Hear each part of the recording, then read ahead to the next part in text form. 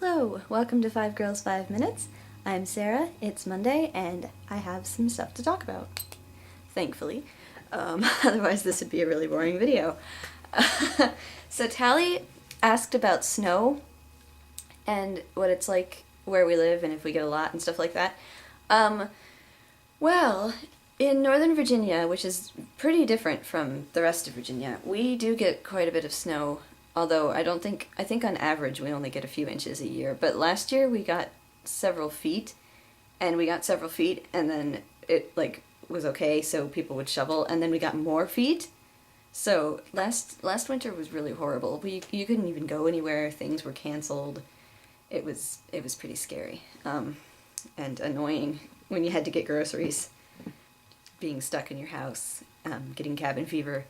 But yeah, normally we only have a few inches, but it's very exciting to have snow, especially the first snow of the year, which we have not had yet.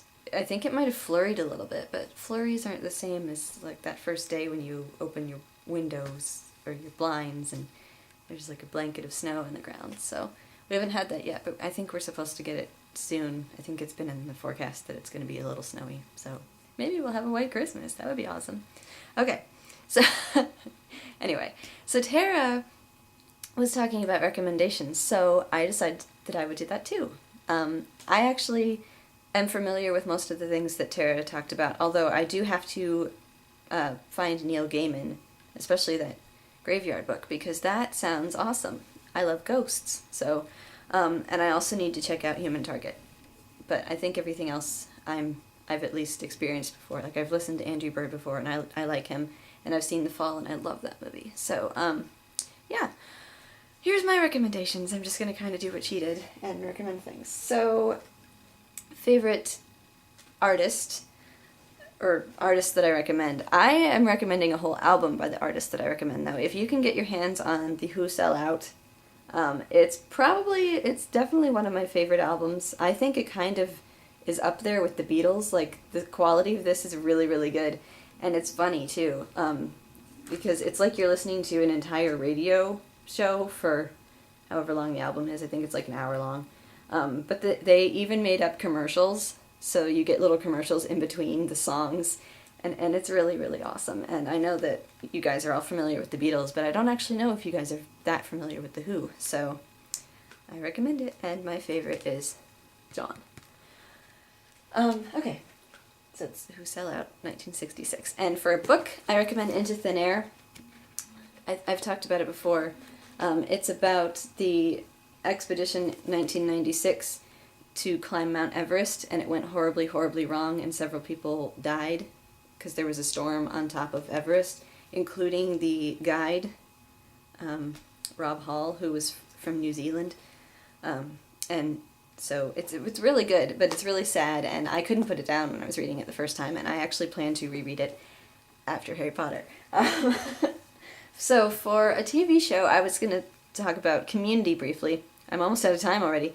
Community is a great show that I didn't even realize was so great. I watched the first few episodes, and I didn't really get into it. I thought that it was a little weak, and it was, I don't know, something about it was a little weak at first, but now it's amazing. They make so many references to so many nerdy things, and they make metafictional things, like when the show starts, if they're in the middle of singing Happy Birthday, like if they say, birthday to you, and then they'll like comment about, that's weird, we only sang part of the song, and it makes me laugh so hard, because it's just like a little pun about the show format, or whatever, but it's a really, really good show. It's hard to explain how good it is.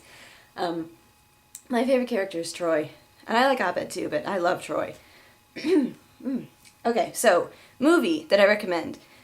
It's not related to what I'm going to show you, really, but, so I was thinking, since I'm so into Graham Chapman and Monty Python right now, which of their movies I would recommend. And I know everybody has seen Holy Grail, and I wanted to show this. I went to their castle in Scotland, the actual castle where they filmed, and got a Galahad.